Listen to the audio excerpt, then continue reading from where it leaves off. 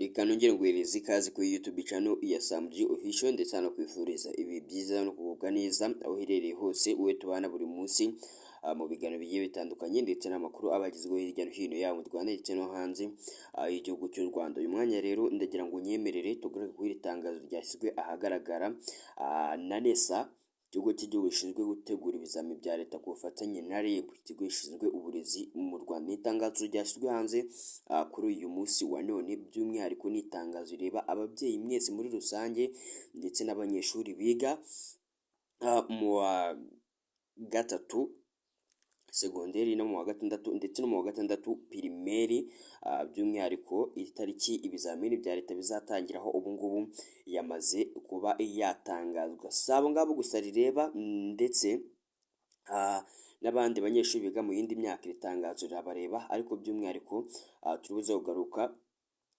ku biga mu wa gatandatu no mu wa gatatu, abitegura gukora ibizamini bya leta muri makeya nibo bibanzeho cyane. Mbere na mbere abanyeshuri biga mu myaka igiye itandukanye, REB irabashishikariza gutangira kwiga neza ndetse bashaka n'amanota, kubera yuko iki nicyo gihembwe cya nyuma, ni igihembwe kigena ibintu byinshi, ni igihembwe cya gatatu. Iki gihembwe rero iyo gishize buri wese abona ibyo yakoreye. Rero umunyeshuri uri mu myaka yo hasi ubu ngubu agomba kuba yatangira kwiga neza akitegura, kubera yuko bitarenze mu kwezi kwa karindwi abanyeshuri bazaba bamaze gufunga, buri wese yamaze kubona ibyo yakoreye. Burya baravuga ati imbuto wabibye ni nazo uzasarura. Rero buri kimwe kirisobanura hano ngaha. Nimba warakoze neza umwaka nushira rwose nawe uzabona umusaruro wabyo mu bizamini uzaba warakoze. Abanyeshuri bose rero barashishikarizwa gushyiramo imbaraga zikomeye cyane.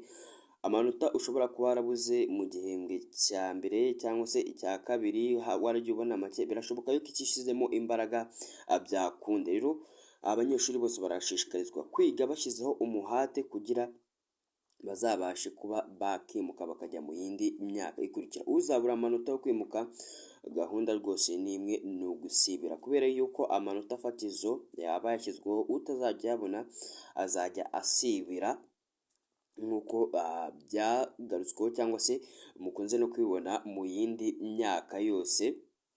Umunyeshuri ubuze amanota yo kwimuka arasibira. Naho muri pirimeri hohi abanyeshuri bazabura amanota yo kwimuka, gahunda ni imwe, ni ukwiga nzamura bushobozi. Uzabura amanota yo kwimuka azajya kuyashakira muri vakansi, mu gihe abandi bazaba bafunze azajya kwiga nzamura bushobozi atahe isaha y'isaa sita.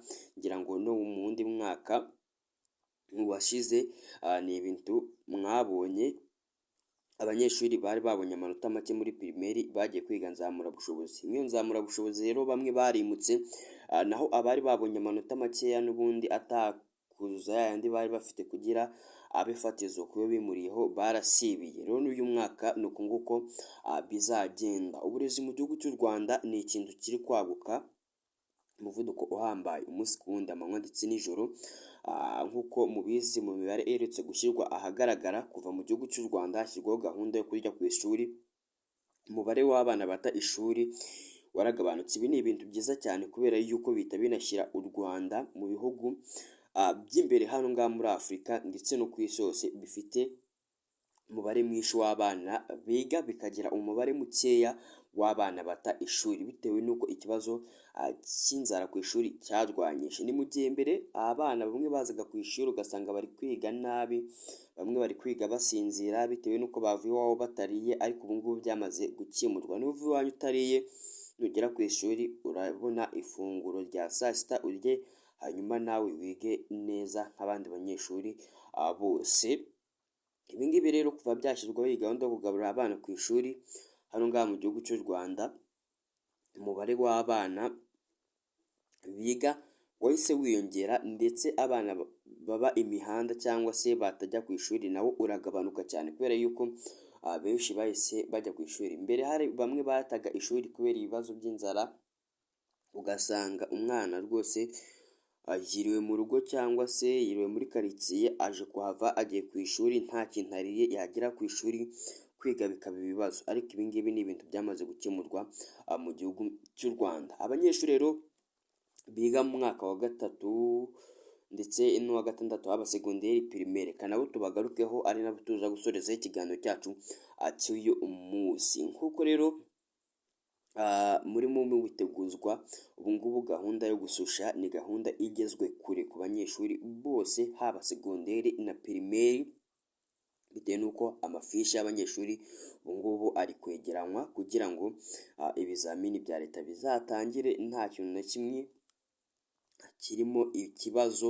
Buri munyeshuri wese yaramaze kubona amafishi, imyirondoro yarayitanze. Ibi ngibi ni ibintu byatangiye gukurikiranwa mu gihembwe cya kabiri, nk'uko abanyeshuri mwese mwagiye mubona ku bigo mwigaho, ariko igihembwe cya gatatu niho biri bunozwe neza, ndetse ubu ngubu biri hafi kunozwa. Umunyeshuri rero uzabura amanota fatizo azafatirwaho muri uyu mwaka, n'ubundi gahunda ni imwe, naho ni ugusibira, kubera yuko igihe wabuze amanota ntabwo uzajya ubasha kuba wava mu mwaka umwe ngo ujye mu wundi.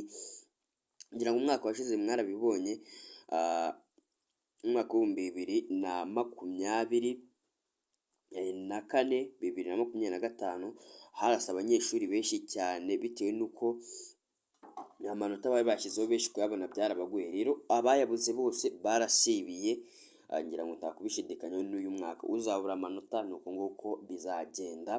Abanyeshuri basibiye ni benshi, ngira ngo mwarabibonye, hari na bamwe kwifata byagiye binanira, bitewe n'uko batsinzwe kwiyakira bikanga bakiyahura, ariko ni bakeya cyane. Abagize umutima ukomeye rero basubiye kwiga, ndetse uyu mwaka Imana nibafasha bazabona amanota bari bafatiye bazafatira mu mwaka. Umwaka washize rero w'ibihumbi 2024 2025 bari bafatiye ku manota 50, uwayabuze yasubiye kwiga. Rero uyu mwaka w'ibihumbi 2025 2026 nawo amanota azafatirwaho arategerejwe. Rero nk'uko bizwi neza cyangwa se byakomeje kugarukwaho muri uyu mwaka, itariki ukwezi ibizamini bya leta bizatangiramo ni ukwezi kwa karindwi, nk'uko mwese mwagiye mubimenyeshwa. Gusa itariki nyakuri ibizamini bya leta bizatangiraho ntabwo irashyirwa ahagaragara, ahubwo ukwezi kohi ni ukwezi kwa karindwi. Abanyeshuri mwese rero mugomba kwiga mushyizeho imbaraga kugira ngo muzabashe kuba mwabona amanota muzimukiraho muva mu mwaka umwe mujya mu wundi. Kwiga ari byiza cyane, ndetse Imana izabafashe mube mwabona amanota abavana mu mwaka umwe abajyana mu wundi. Turategereje rero itariki rwose nimara gushyirwa hanze, itariki nyayo ibizamini bya leta bizatangiraho, haba segonderi haba pirimeri, naho tuzabamenyesha. Nimba ari ubwa mbere ugeze kuri YouTube channel, kora subscribe kugira ngo update zose uzajye zibonera ku gihe kandi uzibone mu ba mbere. Ciao ciao, ukomeze kugira ibihe byiza ndetse no kugubwa neza.